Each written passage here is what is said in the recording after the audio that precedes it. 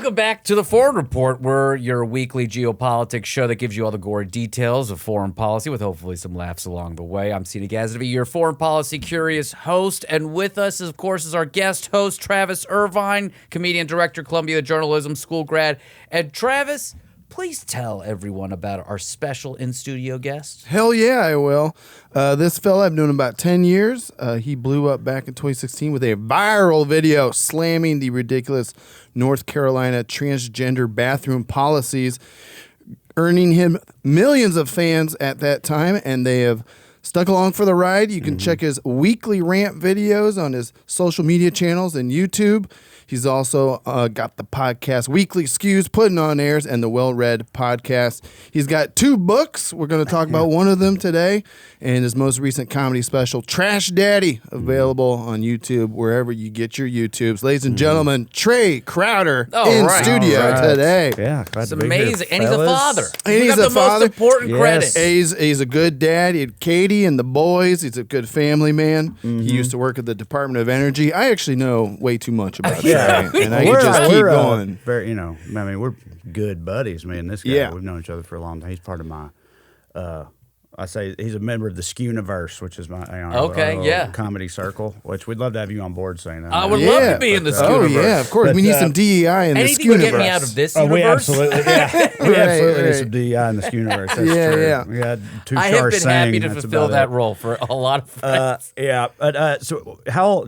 Not to just get into this a bit, but how old are your kids? Mine are about to be 2 and 4. Yeah, see, I figured that. So Yeah. mine are 12 and 13. Oh my God! I have middle schoolers. You're light years ahead Yeah, of me. oh yeah. You got to give him tips. And I've been because our buddies Corey and Drew, who are also on the Well-Read podcast with me and stuff, they just had their first babies like in the past 2 years. Yeah.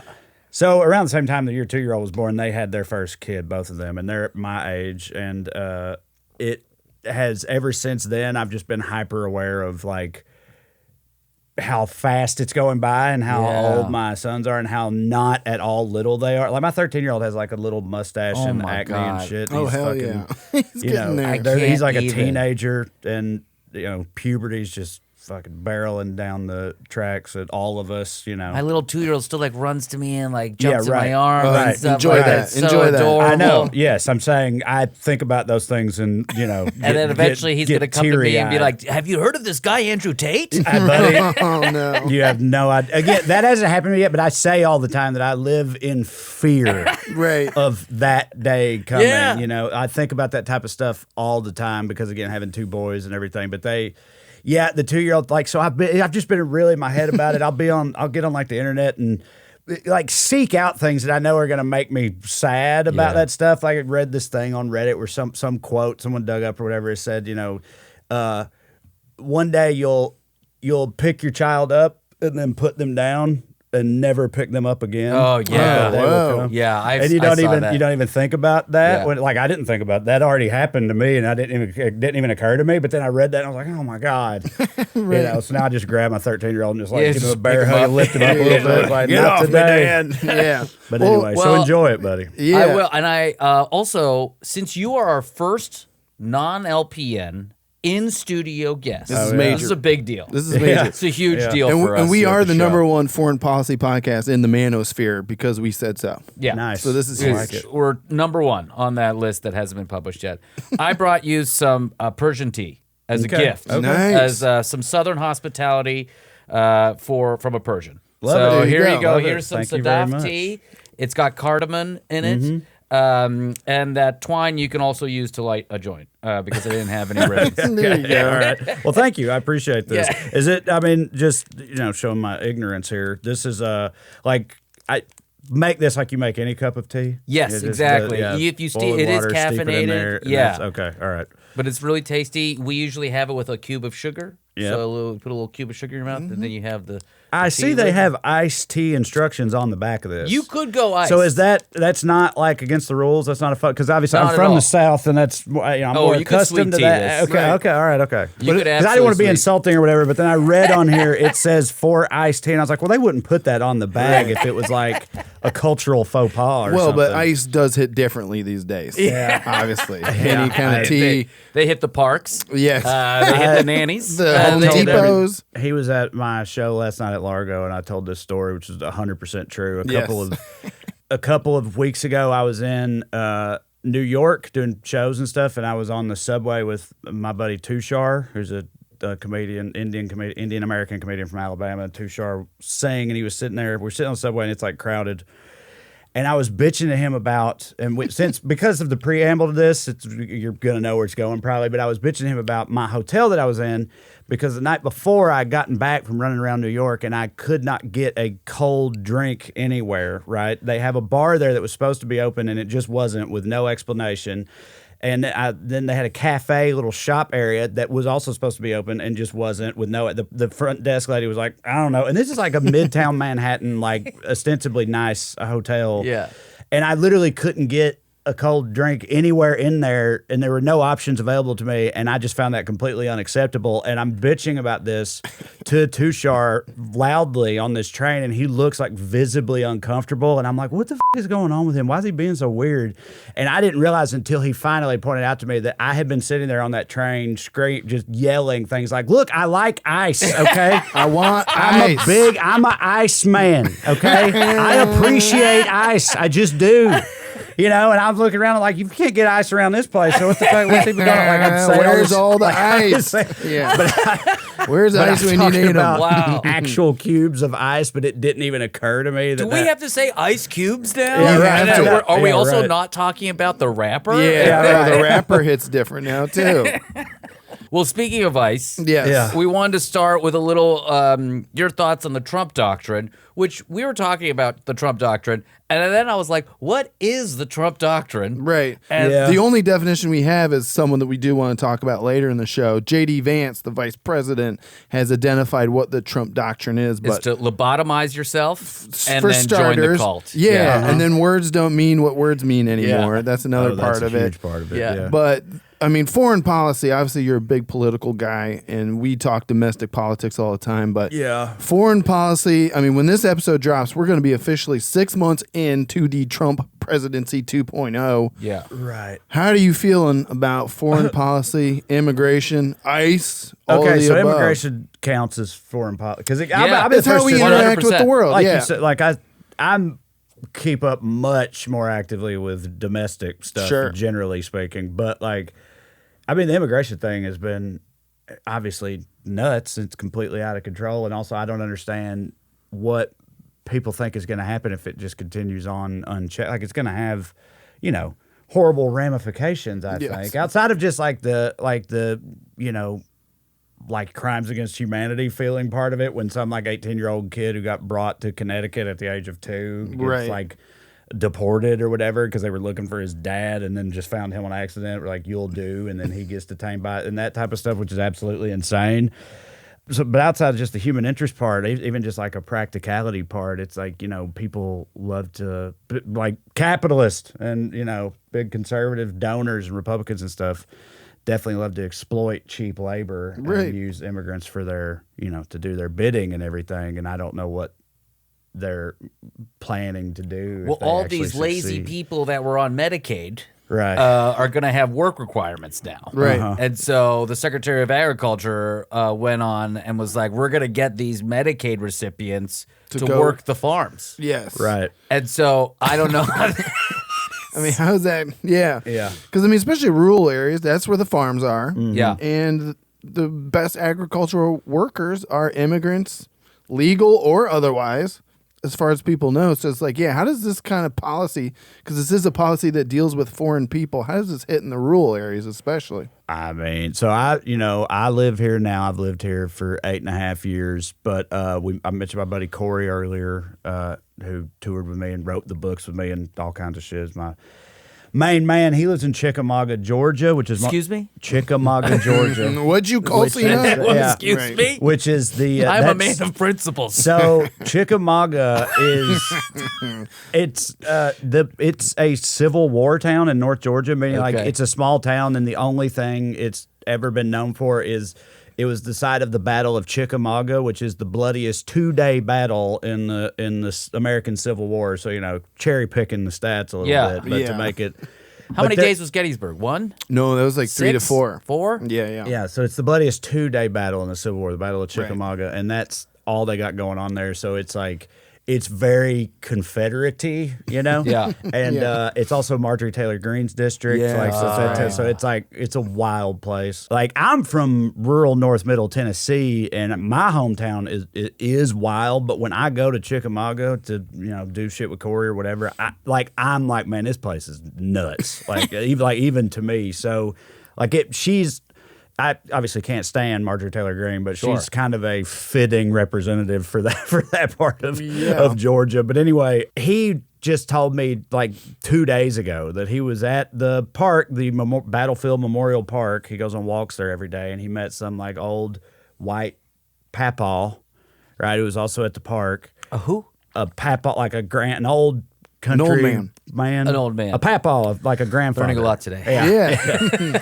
This is what we He Chicken ran who? into him. Papaw? Yeah. He ran into him, and the papaw asked Corey, like, hey, is that your, like, there was a cooler sitting there or something, and it wasn't Corey's, but that's how they got started talking. He was like, no, and he was like, shame somebody just leave that there.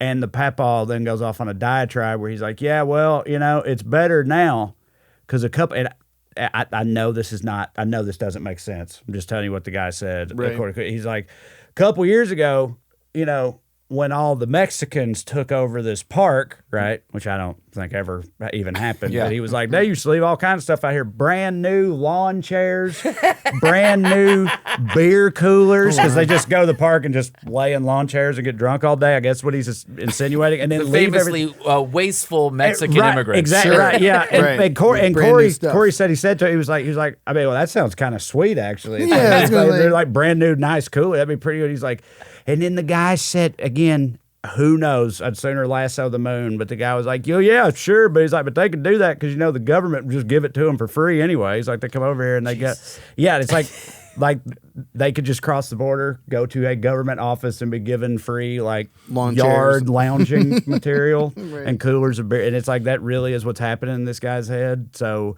like, a lot of them, I'm sure are loving it, but it's like this was years ago now. I mean, this was probably 2012 or something, and I don't remember the specifics of the law, but Alabama passed a very harsh immigration law, like just for their state. So all the immigrants in Alabama, left there and went to Mississippi, Tennessee, wherever else. And that fall, they had like a catastrophic harvest and lost like a huge percent of their, agriculture and crops and everything, and it was like a big problem, and they had to repeal that law like almost immediately. Oh, interesting. I'm sure interesting. nothing like that'll happen again. Right, and that's what I'm saying. It's like that happened, and it was a long-ish time ago, but still, like, of course that's what happened, and I just don't.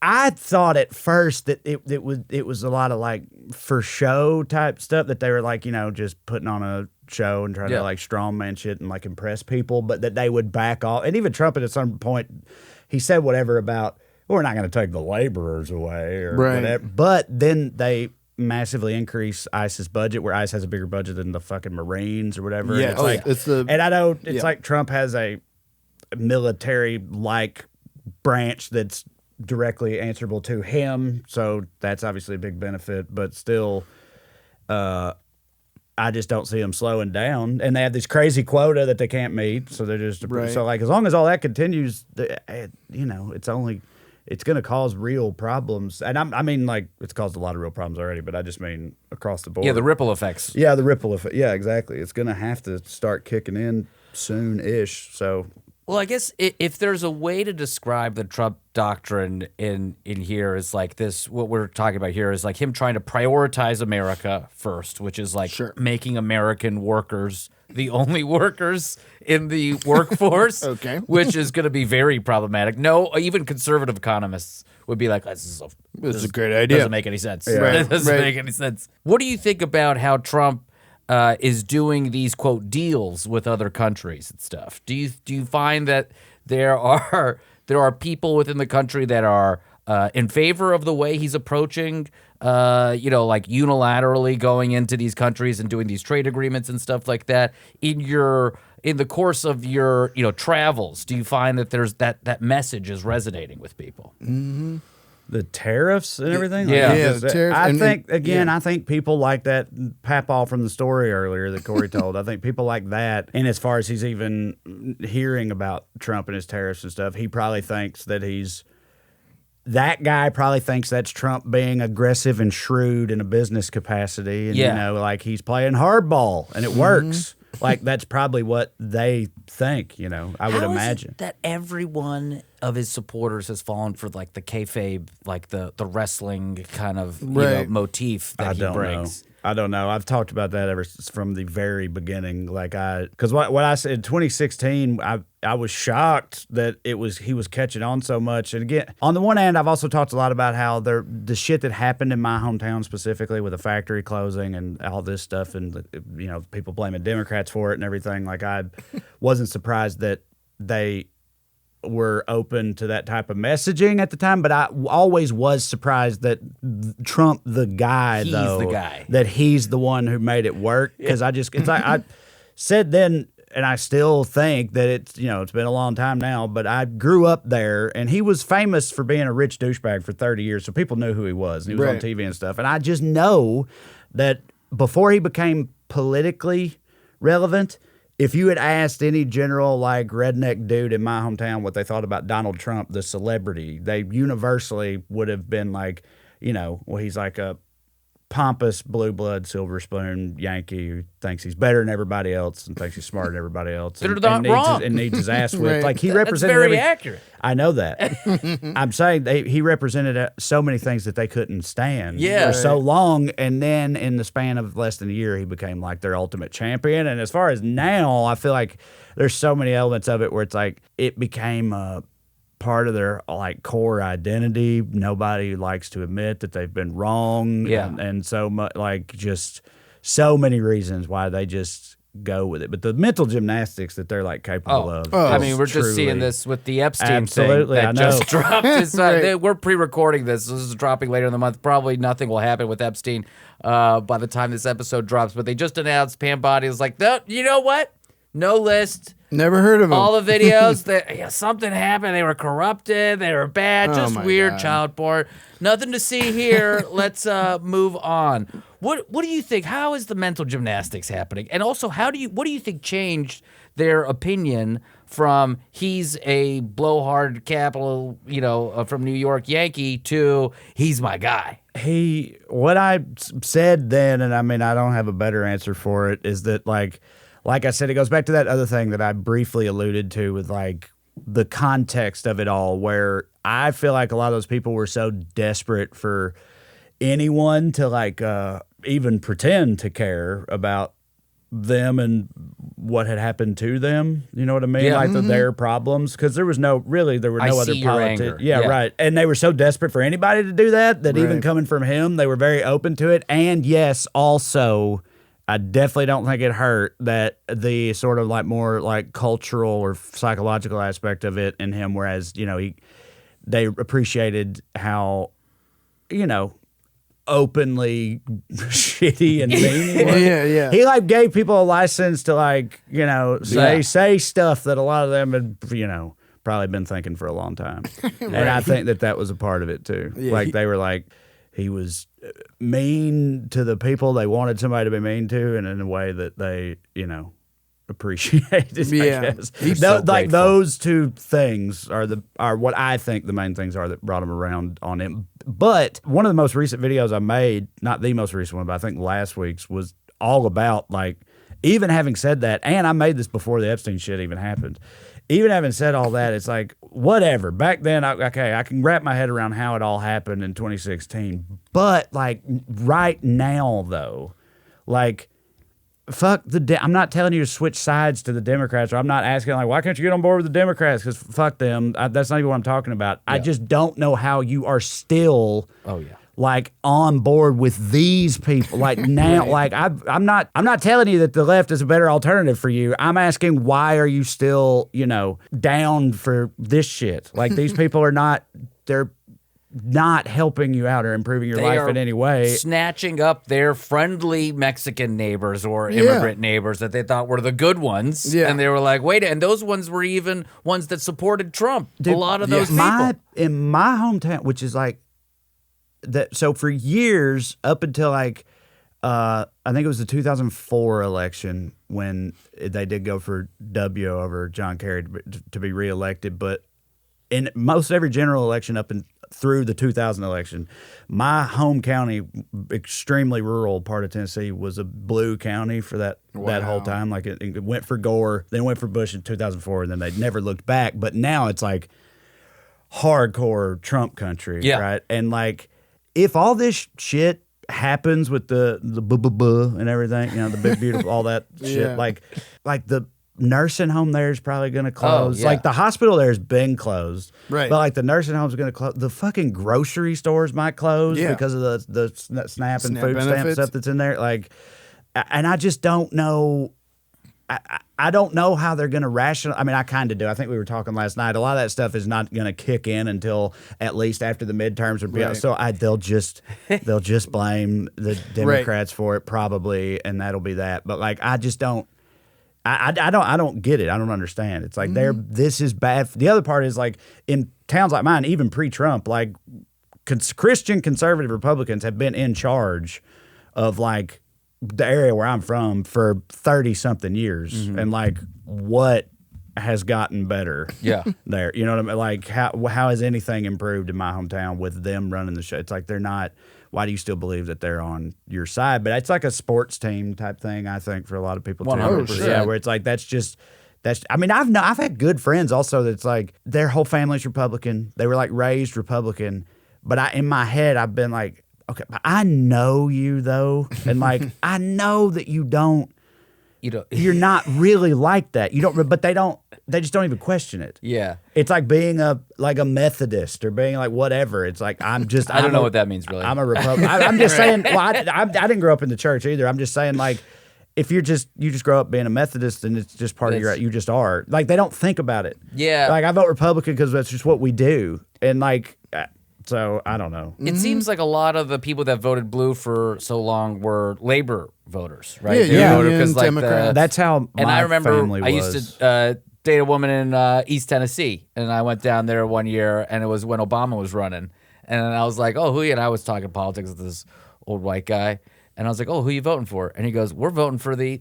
You actually heard someone say that? Oh yeah, because there's a famous story from that. Era of like a canvasser in rural Pennsylvania. Oh yeah, that it's literally the exact same story. Yeah, but I've heard people repeat. Smart Mark, my co-host on Weekly Skews, has brought that story up multiple times. Where they were like canvassing for Obama or whatever in rural Pennsylvania. They opened the door and it's this old white dude, and they're like, "Who?" Or no, an old white lady, and like, mind me asking who you're voting for, and she's like. Yells at her old white husband, like, "Who are we voting for again?" He's like, "We're voting for the." Yeah, and then she turns to him, she's like, "We're voting for the." Oh my God! And then they're like, "Okay, thanks," but I can't believe you we actually lived support. that experience. It was incredible. Yeah, it was like okay, and then I don't think this man also realized that I've been called a sand. And or all the other slurs I've been called in my life, but like it was this surreal moment where I wish I was smarter back then. To realize, wow, this is a huge red flag for the Democratic Party. That, you're on a razor's edge. Right. Yeah. Of like that labor is the working man is the only thing that is keeping you getting votes right now. And it flipped because once the tribalism was given a platform. Right. And once Democratic Party became like the tech bro party or whatever, then it's a wrap. Yeah. Yeah, no, 100%. No, you're right. That's the biggest sin of the Democrats, I think, period, ever over the past 50 or whatever years was allowing that to happen, like losing the, working people vote or working class vote. Yeah. Or I mean, that West Virginia voted for Obama in 2008. Right. It was a different time. Different time. Mm-hmm. Let's take a quick break, and when Sure. we come back, let's talk about your book. Okay. Yeah. I'm Seena Gazavi, Trae Crowder, Travis Certified. This is the Forum Report. We'll be right back. Welcome back to the Foreign Report. I'm Seena Gazavi, your foreign policy curious host. Travis Irvine is here, and the amazing Trae Crowder. You wrote this book. You want to introduce the book? Yeah, well, Trey's written 2 books. Right. The Liberal Redneck Manifesto was the 2016 book. That will also come back in a story that we want to close with about how he met our current vice president. But this book I like because it actually takes you out of your comfort zone and puts you into the United Kingdom. And like you said, you wrote it with your co-host of Putting on Air, Corey Ryan Forrester. Yeah. How did this book come about, and what was the research like running over there to the UK? It's funny how it came. So the book's called Round Here and Over Yonder, and then there's a long subtitle as well. I found the 2 books I've written, I don't know if it's just the people I worked with, but publishers really love subtitles. Yeah, and making Is them that as for long like as a possible. Google search thing? I don't know, but yeah, because More words. I don't like, both of my books have long, egregious subtitles that I never liked, but the publisher, like, I don't know, they just wanted them to have it. So it's I don't even remember the full subtitle. Right. Because to me the book is just called Round Here and Over Yonder, but then the subtitle is something like A Front Porch Travel Guide to By 2 progressive hillbillies. parentheses. Yes, that's a thing. Yes, that's the thing. I love it. so long. Make it longer. I know. Make it That longer. subtitle The is parenthetical makes it like self-parody. It's almost 3 sentences. I know. And I'm saying the fact that it has a parentheses at the end of it is like, it's like they're taking the piss or something. But anyway, the way that it came up was like, another thing I found is if you go viral, Right. someone's going to be like, hey, you want to write a book? Which Yeah. I didn't know that happened. But like, so I went viral in 2016 and that happened. And we wrote the Liberal Redneck Manifesto, which that one's much more political, but not entire. It's just about me, Corey, Andrew, our perspective on the reality of the South, in 2016 and through the lens of like what's really going on there with politics and what we think should happen and the problems it has and all that stuff. So there's like chapters on there's a whole chapter on the opioid crisis. There's a whole chapter on like guns. There's a whole chapter on religion, God, and that type of shit. So like it was very different. This book though, Corey went viral during the pandemic, Right. in 2020, and so his phone rang one day, and they were like, "You want to write a book?" And Corey asked. Then at some point, they found out. They being the publisher people, they found out that he did stuff with me, and they knew who I was, and they were like, "Well, does he want to do that?" Because they realized, Double viral. Viral book. And this is a pandemic. I had nothing going on. Right. So I was like, yeah, sure. What's the book? And Corey's like, I don't know. They don't know. But we did that. We had no idea. And me and Corey talked about it, and we were like, well, we travel a lot as comedians. We've been around. We like travel. Like, do you think they go for us writing a travel log? Because we both think that would be cool. And I don't remember who had the idea. It was like, yeah, and we can also pitch them on like a part of it is us going to the UK, or us two, rural hillbilly dudes going to the UK for the first time. And we thought that would just be fun. We also thought like, there's no way they're going to say okay to that. Like they probably want some other kind of political, at least adjacent type stuff. Like they're not going to go for this. And then they did. So we were like, okay, well, I guess that's what. And then, but it also, like, the publisher, like, paid for it. We took a 3-week trip to the UK and did, I say the UK, it was England and Scotland specifically. Right. Over the course of 3 weeks that they paid for us. So that was super rad. I mean, I loved it. I've been an Anglophile kind of my whole life. Same. So, I mean, and Scotland even more so. Like I loved Scotland, but I don't know. But anyway, so we went over there, we came back and we, wrote the book and put it out. But it came up again the way they both have. Someone went viral. Someone called one day. I don't know. People at publishers just watch for things that are viral and then decide you should write a book. Because I always thought, I always thought I'd be I'd have at least some level of success as a comedian. I thought one day, like when I was a young comic. So I always assumed, I'll write a book one day. I'm just the type of guy that would write a book, But I always assumed the book would be one of the last things that I did. Right. Like Right. I'd do a bunch of other stuff first, and then at the end of it all, write my memoir. Right? Yeah. But the book was like the very first thing that I did. I did not expect that at all. But they think that that you can use your following and that type of shit to like sell it. Yeah. The downside of that is, and this is getting too inside baseball with the publishing world, but in my experience when they do that, they don't really help you sell it too much because they just want you. They have to spend money on that, Right. on marketing and shit like that. So they just want to.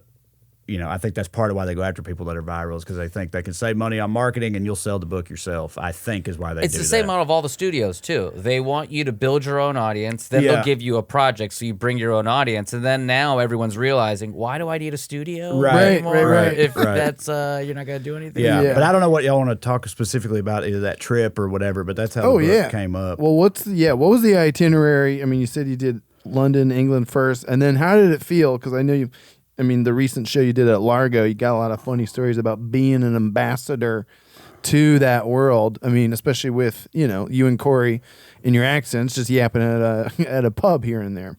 Yeah, we felt so some of the stuff I talked about on stage, most of that is like, it's pulled from different parts of this trip, but it's real. But I say on stage, that I was worried before I went over there, that everybody over there would hear my accent and think that I'm dumb and, I'm not used to that sort of thing, which obviously, of course I am. But I thought it'd be even worse over there. And we did stand-up shows, and I was really, really sweating that because I was like, dude, they won't even be able to understand what I'm saying. I was like, the reference points are like, it's not going to work. Like, I was so worried.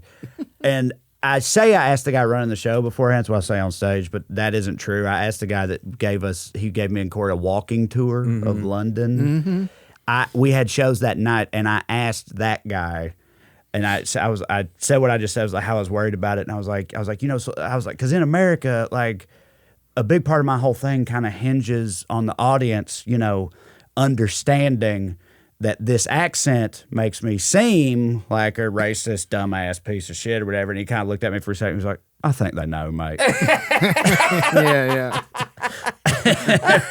And that, and it ended up going great. Like the shows were a lot of, like it was fine. I mean, they loved it. So it was good. But did you encounter the UK hillbilly? I think that comes to Scotland, basically. I was about to say Scotland. So another thing I said, which is also when I was in England, we went to England first. We were going to Scotland, and people in England, when we would tell them that, would oftentimes, more than one, like a few times, would say some version of like, I think you'll find a certain kinship with the Scots, which is a very polite way of saying. Yeah, right. Wow. Me and Corey were like, because we already have a chip on our shoulder about that anyway. Sure. We're both thinking, what the fuck is that supposed to be? You know what I mean? Because they're all fucking, crazy inbred motherfuckers up there too. Like that's your version of, hillbillies is up in the Highlands. Is that what you meant? And then, and I got up there and it was, I loved Scotland, and that was part of the reason because they are more like we went to the Scottish Highlands, which first of all, it's beautiful. I didn't know until I went there, but the Scottish Highlands and the Appalachian Mountains, like in East Tennessee, are geologically part of the same mountain range. Those mountains are so ancient and old that they've formed on Pangea. You remember all the continents live together under the same roof? That? Like they're the same mountain range. Literally. Wow. Like they started as one, and then the continental drift or whatever, they split off and went over there. But the Highlands and the Appalachian Mountains are geologically I'd love to hear you the narrate same. Pangea.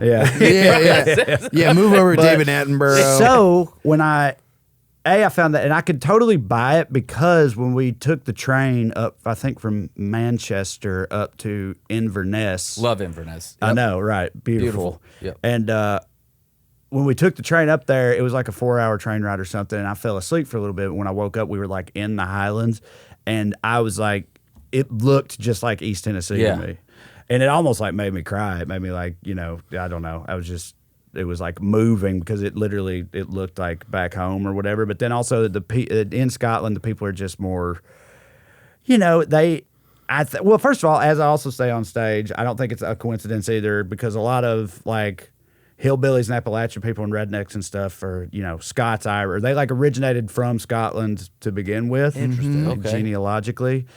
And I just think there's a lot of overlap and stuff. And also they have a thing with the English, like people in the South have with like the coast and shit. Yeah. Right? Where it's like they feel looked down on by them. Like those are the fancy people who, think they're all stupid and shit. So it's like there's a lot of connection there. But I love Scotland. And they love the accent. I tell that story on stage too. It's another true story. Me and Corey were in a pub talking about whatever we were talking about, but we were being probably the loudest people in there, without realizing. Although the Scots are pretty loud too. They're pretty loud. No, no, they're very loud. I mean, Southerners are pretty loud, but they also are loud. But we were talking pretty loudly, and this like very Scottish, like she looked like a bit of a heftier Merda from Brave. Sure. Yeah, like very Scottish lass was walking by and overheard us and got super pumped and stopped. And she came over there and she's like, "Oh, you fucking Yanks, are you?" And I say on stage, I did say a version of this to her, but I was like, well, I mean, we are Americans, but we're from the American South, so Yank is not the preferred nomenclature, Right. But she was just like, well, you're fucking Yanks. We're like, yeah, we are. We're Yanks. You're right. Like, why? What's up? And she's like, you Yanks, check this out. Hey, do you like this? Giddy up, motherfucker. Yeah. She did like an American impression. And she's like, you're all fucking cowboys over there. Great. And then we went over like to her table with her friends and just like shot the shit with them for a while and hung out. And it was, it was awesome. We met these two, what do they call them? Tradesmen, like construction workers, but I don't think they call them that there. Tradies or something. But like two guys in the yellow vest, been in a construction site in Inverness, and they were like real blue collar Scotsman, and we like drank at a pub with them, and that was fucking awesome. Just telling bawdy jokes and shit the whole time. I mean, I just loved it.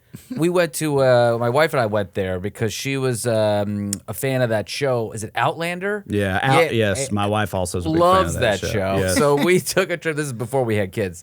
We just took a trip there to Inverness, and we're at a whiskey tasting pub, small little place in Inverness. And I see a big group of guys come in, and the bartender like whispers something to the other bartender about a stag party coming in. And then before the guys could even order, and they were a rowdy bunch. You could tell they were on, it was a bachelor party. But before they could even order, the bartender goes, "Oh, stag party. You're out." And they refused to serve them. Refused to serve them. And I like walked up to the bartender. I was like, that was the most incredible thing I've ever seen in my life. That never happens in America. Right. Any bar would be like so happy to have these guys, but you're like, no, absolutely not. My life is not worth this much. Right. And then these like more and more people would come into the bar, and these people from like that were from the local newspaper, they're writers or whatever. They started getting drunk next to us, and then all of a sudden I hear, "Hey, Mo Salah, Mo Salah." And they were all pointing at me. Oh my God. Because they thought I looked like Mo Salah. You do look like Mo Salah. I see it now too. Liverpool superstar. The whole bar of like 40 people starts chanting. That's hilarious. Wow. Then they showed me a picture. I was like, I do look like that is pretty. I do it too. So That's very funny. speaking of that, a couple things I should say. The only negative experience that also did happen in Scotland, about like blue collar Scottish people, and I don't generally. That's the other reason I like Scotland. So is like there are so many parts of it that remind me of like the South, except Scotland generally is like progressive or progressive-ish, and like also every one of them was saying, they fully expect to be, independent eventually. Like they very much want to be their own country and everything. But we were at some divey bar, I think in Inverness, and Corey, this was like it was like latter days of the pandemic, coming out of that, and Corey just went and used a thing of hand sanitizer they had there, and there was a drunk Scottish guy who saw him use hand sanitizer and got like offended by that, and came over and was like, "What the fuck was that about?" It's like you fucking believe that shit, like, and he's like, "What the fuck you think that's gonna do?" He's like, "It's not even a real thing anyway," like that, like he was like a look at that, America Scottish unity, COVID deniers, everything. But yeah, COVID denier, and like he was being I really wish I could remember what I said, but I like diffused it somehow. But it was like he was like getting pissy, like it could have turned into a bar fight or something. And I come up and somehow took it down a notch, and then we left. But that was the only time anything like that happened, though. Every other time, it was always like people, if politics got brought up and stuff, it would, in England or Scotland, it would be people being like, what the fuck is going on with y'all? Yeah, sure. And then we would be like, we know, believe me, we know.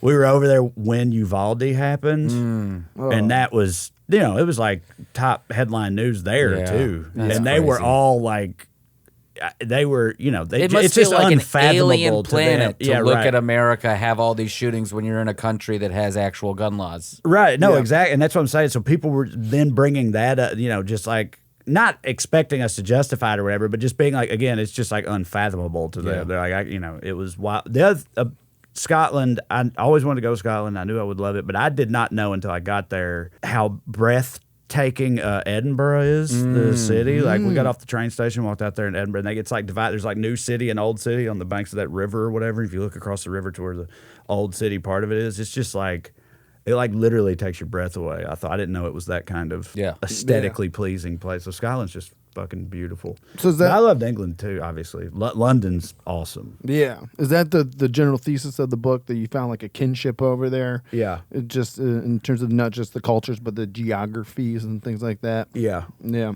Yes, definitely. But again, it's called Round Here and Over Yonder. So round here is America. Yeah. Over yonder is Over there. there. Over there. You get it.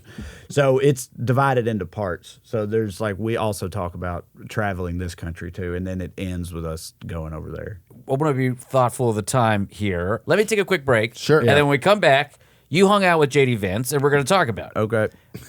This is the Foreign Report with Trae Crowder, Travis Irvine. I'm Seena Gadsby. We'll be right back.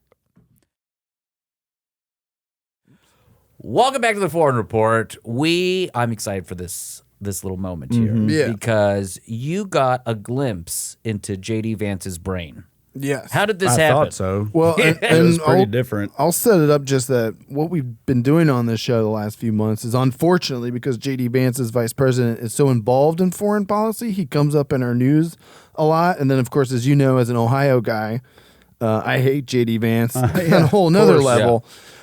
So this goes back to 2016, right? Yes. 2017. So when I went viral in 2016, and I didn't just write that book. So I went viral I was just telling him earlier, I've stopped using this moniker now, but I called myself the liberal redneck. The reason I've stopped, by the way, is like, because I feel like more now than the word liberal, to me at least, feels like neoliberal or whatever, Sure. like Andrew Cuomo and people like that. Yeah. And like, that ain't me. Man, isn't So- that funny? The redneck is not as bad as Neil. No, I don't mind the redneck yeah, part. redneck's Don't cool. bother it. Yeah. Liberal's bad. Yeah, Yeah. I mean that really is the reason. Redneck's not the reason I changed it. It's like I guess I don't really identify where I'm from. They were completely synonymous back then. I mean, liberal just meant like you were on the left. Sure. Like I didn't even know about the the delineations within that liberal, Yeah. progressive, fucking moderate, all that stuff. It just meant one thing. And now I don't feel that way anymore. Yeah. So I did. So anyway. But I was calling myself that then. That's why the book is called The Liberal Redneck Manifesto. But the rant video I did is that like character, whatever, went like crazy viral. And so I started like going on TV. I went on Bill Maher's show and I went on CNN and MSNBC and all this stuff. And I got a development deal with Warner Brothers. I started touring. I wrote that book. I did all this crazy whirlwind shit. And at the same time, that was happening, Hillbilly Elegy came out. And I'm not gonna lie, it used to bother me because like I would go into so many meetings with like big Hollywood, any kind of power player people that I'd ever talked to who were doing stuff with me, but every time they'd be like, "You about this book, Hillbilly Elegy? You read this book, you know?" And I was like, I just had a book come out too, right? It's like, have you heard about that one? And they were like, no. But anyway, so it just was coming up a lot. Yeah. Also, it was a cultural phenomenon, which in retrospect, it's so funny to me, the whole thing with that book, because it's like just it just plays right into exactly what people like studio executives in LA expect from, that part of the world, Right. i.e. where I'm from. It was just, but anyway, JD he also started going on TV and stuff. And I don't even remember who made the first overture or how exactly it happened, but somehow we got in touch with each other and started like communicating in a like, dude, this shit's fucking crazy, right? Kind of way, because we were like going through a similar thing at the same time. And so we were, like texting and stuff like that, just about that stuff. And, And then I was doing a show in Columbus, and he lived there, and he was like, hey, me and my wife want to come to your show. And I was like, yeah, absolutely. So I put him on the list. They came back. They hung out in the green room. After the show was over, we went to a bar and sat there drinking beers and shit for 2 or 3 hours, you know. And again, this is 2016, JD, and look, I wasn't super like, I wasn't sitting there thinking like, God, this dude's awesome. You know, like it wasn't like that. He didn't like fucking charm my pants off or nothing. Sure. But I liked him well enough. You know, I thought he seemed like a good dude, and I liked his wife too. And at that time, a lot of what we talked about was like, can you believe this Trump shit? You know, like in a negative way. Yeah. Like that's when he was still tweeting about Trump being fucking Hitler and stuff. Like, he was very, very anti-Trump. So like we didn't like butt heads at all. Like we got along like great. And then I stayed in touch with him for a little while.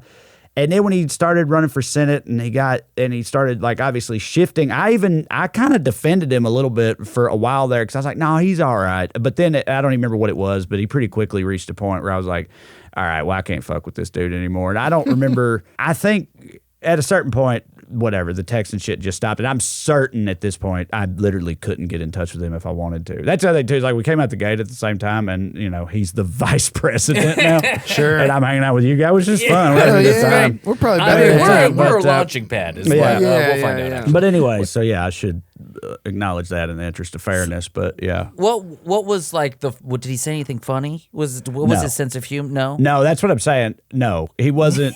No sense He was of not humor. at all like a life of the party like type guy. Like sometimes I've met people before where like they're just magnetic. Yeah. You know, especially a lot of like every now and then you'll meet a celebrity or something. It's just immediately you're like I met at some fucking Hollywood thing out here. I randomly met Josh Brolin. Yeah. Right.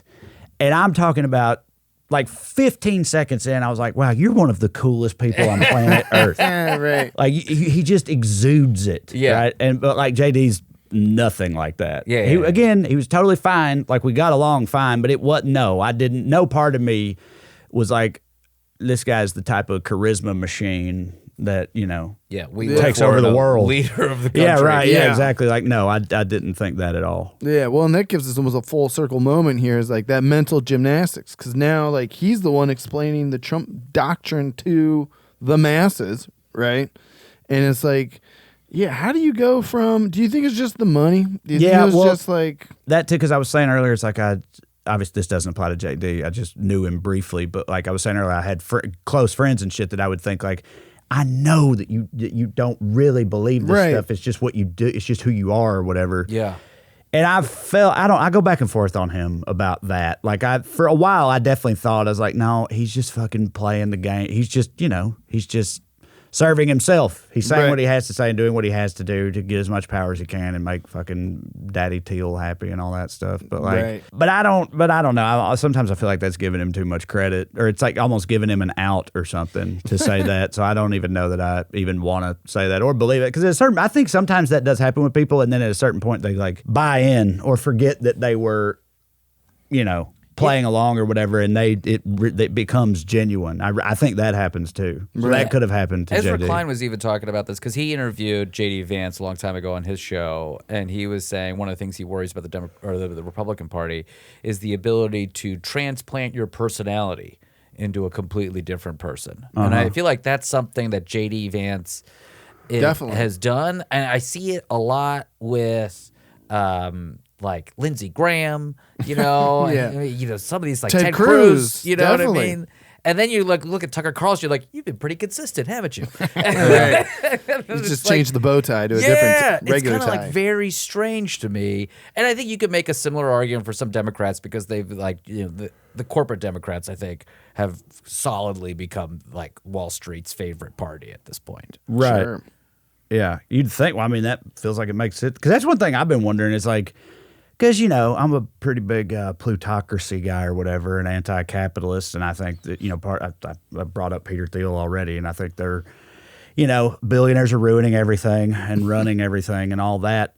But so I keep thinking, like, are these like captains of industry and stuff? Like, are they not also worried about this crazy shit that's you would, because I used to think it's like, look, I'm not saying I'm putting my faith in these people or that they're the ones that'll save us or nothing like that. I'm just saying they can't want everything to come crumbling down, right? Like They don't think gotta, it is, though. But how? They think this is just because I think a lot of times those titans of industry, if you will, have such a long time horizon that they don't even view the short-term pain of real people. Like Peter Thiel was on getting interviewed for the New York Times, and the guy asked him, "Do you want the humans endure or whatever?" And he was like, "Yeah, pregnant boss." Yeah. He's like, "Whoa." Let's not. I mean, because what is he thinking? He's thinking 50. He thinks, first of all, he's not going to die. That's the other thing. A lot of these guys don't believe they're going to die. They think they're going to live to like what infinite amount I always of age. say, I know he's not one of those guys, but you brought him up earlier. I always tell people, it's like, you know how they say all the time the first person that's going to live to be 200 years old has already been born? Yeah. You know, it's like, I know who it is. It's Andrew Tate. That's who it is. He's gonna fucking, he's somehow going to be the one that yeah, right. You just fucking know it. Like, it would just make sense. But if complete economic collapse happens or whatever, like that's bad. I know they'll be okay comparatively. Exactly. But still, would they always want more, right? Yeah. So they don't want to. It's like, you know, like the Waltons like turned against him, right, over the tariffs, like the Walmart people and shit, because they were like, this is bad for us. And I'm just surprised that more of those like power brokers like that aren't, you know, again, shifting over to the fucking if you look at corporate even, Democrats and stuff and realizing that's a safer bet because Trump's just too chaotic, you know, like he's dangerous even to them, I would think. Yeah. But if you look at even like Russia and how Putin runs, is because this is kind of like the strongman model that Trump's trying to put in place, is that even the oligarchy that they have doesn't have more power than Putin. Right. The strong man in the political position always has more power than the people that have a lot of the money. Even though we could say like, oh, they buy you could buy Marjorie Taylor Greene. You could buy some of these like Congress people. But if you're the president and you've got the military at your whim, if you've got a whole branch of government at your whim and regulatory agencies that can level you, then you're going to pump the brakes. Look at Elon Musk. Yeah. Elon Musk was like, oh, I went a little, I was a little crazy. Aggressive there. Yeah. I was a little, Chainsaw was a bit much. And then now he's saying like, now he's just kind of poking fun with the Epstein stuff, you know, which is not even like, that's not even going to be a blip on it. It was much worse when he was like yelling about the economic policy and the big beautiful bill than the Epstein stuff. Right. So I think the mental gymnastics of like what his basic, by the way, Trump could do anything. Absolutely. He could shoot someone in the middle of Fifth Avenue. He could shoot all of Fifth Avenue. Yeah. He could level BB could level Fifth Avenue like the Gaza Strip. And everyone would be like, Trump's like, oh yeah, this is the way it's going to be. And his supporters would be like, you know what? He had reason. They didn't intentionally want to kill anybody. Like this is the world, the twilight zone we are living in right now. Yeah. And so I guess to your point, I don't think like those guys see what's happening in front of them. Their vision is so far ahead that they're like, oh, these people could die. It's fine. We could just make some babies in some Petri dishes. Vats. Yeah, some vats of baby making things and some sacks of embryonic fluid. All good. Okay, well, I know that we're like closing soon or whatever, but I'm curious what you think about like the whole, them not being in touch with that and the idea of like, is there a breaking point for income inequality and like the sort of like Luigi of it all and stuff and the guillotines and shit? Yeah, you know? Like, I think so. Because I don't know if you know who Nick Hanauer is. He's like he was up in Seattle and a billionaire and stuff, but his whole thing was, I met him, I've done some shit with him too, because his whole thing was like he wrote this article that went viral at the time too, that was addressed to other captains of industry and billionaires and stuff, that it was called The Pitchforks Are Coming. Oh. It is like and his whole premise was trying to tell them, it's like, look, it's great, we're all sucking on the teat and getting fat and stuff, and that's awesome. He's like, but eventually they will fucking kill us all. Yes. It's like, you guys have got to chill out. Like that's what that was. He was trying to make that argument to the rest of them, and of course they were all like, "Fucking fuck off, Nick!" Like they didn't listen to him at all. But I mean, that is on the table, right? I think there has to be a breaking point somewhere. I agree, and I think I don't think those guys, those billionaires, are going to win. I think what actually the pathway we're on, and we've talked about this. Ray Dalio did a whole thing on this about how like empires rise and fall. And we are over the cusp. Yeah. We are on the downward slope. Weak leadership, huge gaps in wealth inequality, massive amounts of debt, a reserve currency that's going to get way, way weaker. And if, like, you know, the BRICS countries decide that they're going to have their own reserve currency, or if China decides to make a move or something like that, a lot of things could change, you know? So those are all signals that, yeah, and frankly, the Luigi thing, I think we've talked about this maybe on the show, but it's like, sure, killing's bad, but I'm surprised it took this long. Yeah, right. Yeah. It's like the wealth inequality is so rampant all over, and people, the fact that we have a healthcare system in this country where companies can profit off denying care is a fundamental flaw Bonkers. in how the system is constructed. Right. And it will not survive any of that stuff. Yeah, there's only 3,000 billionaires. We've talked about that. And I think it is, and Trae and I talk a lot about the country Republicans versus the country club Republicans. Yeah. Right? When the country Republicans realize they're getting screwed by the country club Republicans, I think that's when your breaking point comes. The question is, are they going to be educated and motivated enough to actually But I also realize think it? this idea of like, I always like, I'm hesitant of this, like, billionaires are bad. It's like way before that. I think it's easy to make like these people are bad because we want to look at a person and be like, that's a bad person. Sure. But fundamentally, we need to talk about like the plumbing of our democracy and how the fundamental stuff works, how we vote people into Congress, how money influences people in office, how we enable the country to be so susceptible to a president that could throw due process right out the window. These are all fundamental things that, like, forget the billionaires. Like, you want to like have a bad guy. I get it. Everyone likes to go after the bad guy. But if we had like a reasonable system that worked for people, if capitalism worked for our democracy instead of the other way around, we wouldn't be talking about billionaires. There wouldn't be the billionaires. You know? Yeah. I guess my point is there's only 3,000. There's not that many of them. The pitchforks are coming. Yeah, you only need 3,000 pitchforks then. Yeah, exactly. That's what I'm saying. You get those at Home Depot, because Lord knows there's no workers there. Right. Right, yeah. They got a sale on pitchforks right now. Yeah. Well, hell yeah. Thanks so much, Trae, for coming through. Always Yeah. a pleasure, The book, buddy. This is great. Yeah, it was Our fun first time. in-studio guest is great. Oh, man, know. I knew you said it was. I didn't know I was the first. Yeah. Wow, I'm honored. This is great. You can enjoy that moniker while you're sipping on some nice Persian tea. There you Will go. do. Thank you. Maybe Sadaf Tea, you want to sponsor us? Also, can Yeah. I just say real quick? Please. Plug my dates. Yeah. You said this won't come out for a little bit. For July, what is it? 23rd? Yeah. Starting at the end of July, I got Omaha, Des Moines, Kansas City, Austin, Indianapolis, St. Louis, upstate New York, bunch of places in Virginia, Ohio. Hell with yeah. This guy in September, and then a bunch of other places too. That's all at TraeCrowder.com. So come See him me. live. It's worth it. Yeah, if you're in Ohio, again, you're going to be with me, right? Hell yeah. Yeah, I'm so- picking you up in the old trash If you're in van. Ohio, you can see us together Amazing. in September. We'll see them in Ohio, see them all over the country. This is fantastic. Thank you so much for being on the show. As Thank you. always, subscribe to the YouTube channel if you're listening to us on the audio. Rate us, subscribe to us, all that beautiful stuff. And send us an email. I got some funny emails that we should go over at some point. But Hell, a mailbag Mailbag episode. day. That'll be really fun. Yeah, this is a banked episode. We recorded this. I'm in Japan right now by the time you're hearing this, eating Right. ramen with my family. So Nice. thank you, everyone. We'll see you next time.